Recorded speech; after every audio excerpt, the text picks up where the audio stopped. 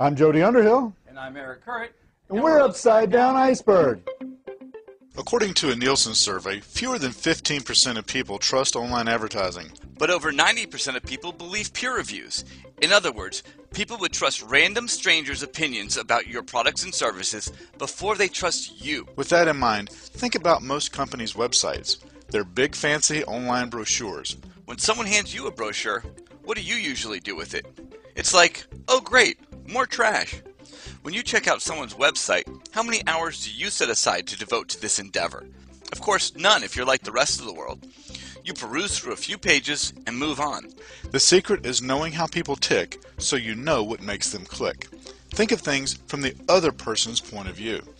It's kind of like no one will give you their name or email address for the sales letter, but everyone wants to know what's in the secret report. People go online for the 4 L's: to laugh, look, learn, or lounge. You know, be social. The 5 top websites in the world are Google, Facebook, Yahoo, YouTube, and Bing. 4 out of 5 of them are considered search engines. What do you think people are searching for? Answers to questions. Think about it. What do you go online for? You find out information. You have a question, you go get it answered. Most people don't even question the source. If it says it on the internet, it's true. So considering people don't want advertising, but are consistently looking for answers, social media opens the door for video, articles, and blogs with you as the expert. If you answer people's questions without selling them your products, they will perceive you as an expert. Who do you want to buy from? A salesperson or an expert?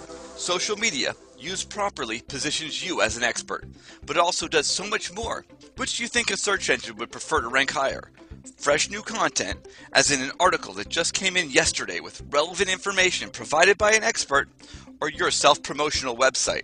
After you prove to someone that you're an expert by offering your free advice in the form of a video, article, or blog, they are more likely to check out your website, but this time as a buyer because you've already built up trust. You might even watch an entire video and not know that's what you've done.